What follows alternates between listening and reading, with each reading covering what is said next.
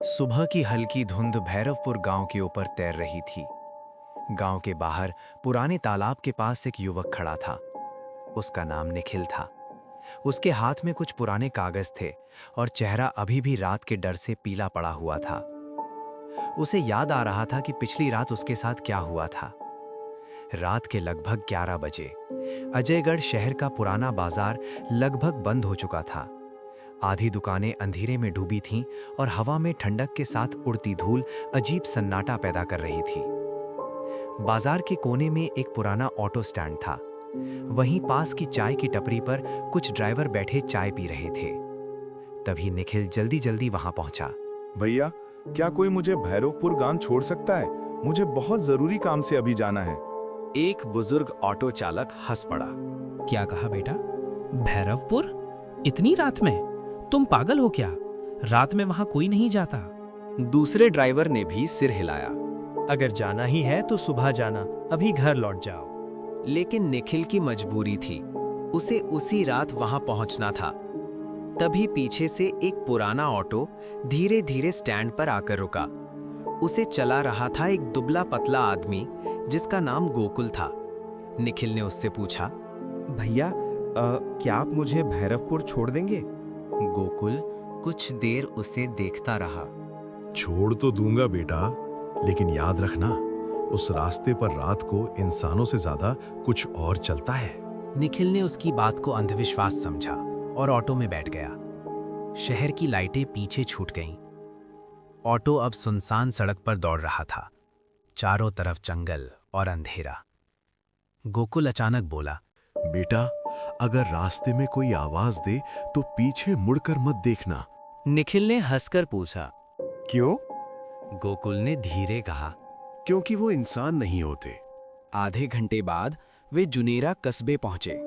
गोकुल ने आखिरी बार कहा, यहीं उतर जाओ, आगे जंगल का रास्ता है। लेकिन निखिल नहीं माना। आखिर गोकुल उसे गांव के पास छोड़कर वापस लौट गया। अब निखिल अकेला था।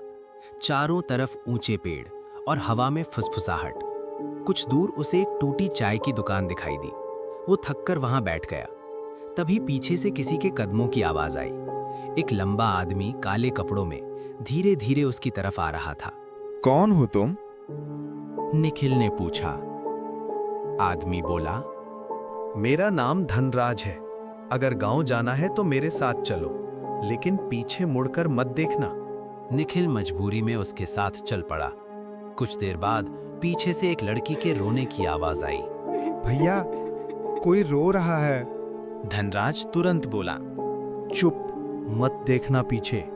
लेकिन डर के कारण निखिल एक पल को मुड़ गया और उसी पल उसने देखा एक लंबी काली परछाई जंगल में हिल रही थी। किसी तरह वे गांव पहुंचे। धनराज उसे अपने घर ले आया। उसकी पत्नी कावेरी ने दरवाजा खोला। रात भर निखिल सो नहीं पाया। सुबह अलाव के पास बैठकर उसने पूछा, भैया, वो साया क्या था? धनराज का चेहरा उदास हो गया। 1 साल पहले मेरा बेटा भी उसी रास्ते से गया था, फिर कभी वापस नहीं आया। बाद में गांव की एक बुजुर्ग औरत लक्ष्मी अम्मा ने निखिल को सच बताया। गांव के बाहर एक पुराना गोदाम था जहां सालों पहले आग लगी थी। कई मजदूर अंदर जलकर मर गए थे। लोग कहते थे उनकी आत्माएं आज भी वहां भटकती हैं और वही साया उन्हें कैद करके रखता है। जब निखिल अपने जरूरी कागज लेने उस गोदाम में गया तो उसे एक रजिस्टर मिला। उसमें लिखा था कि आग हादसा नहीं थी। गोदाम के मालिक ने बीमा के पैसे के लिए खुद आग लगवाई थी। जैसे ही सच सामने आया, वो काला साया प्रकट हो गया। लेकिन उसी समय जले हुए मजदूरों की आत्माएं दीवारों से बाहर निकल आईं। उन्होंने उस साए को घेर लिया। गोदाम के अंदर भयानक चीखें गूंजने लगीं और कुछ ही देर में साया हमेशा के लिए खत्म हो गया। लेकिन उस लड़ाई में धनराज की जान चली गई। सुबह जब सूरज निकला, निखिल गांव के तालाब के पास खड़ा था। तभी उसके सामने धनराज की आत्मा प्रकट हुई। धन्यवाद बेटा, तुमने हमें मुक्त कर दिया। इतना कहकर वो हवा में गायब हो गया। और उसी दिन पहली बार भैरवपुर गांव में रात का डर खत्म हुआ।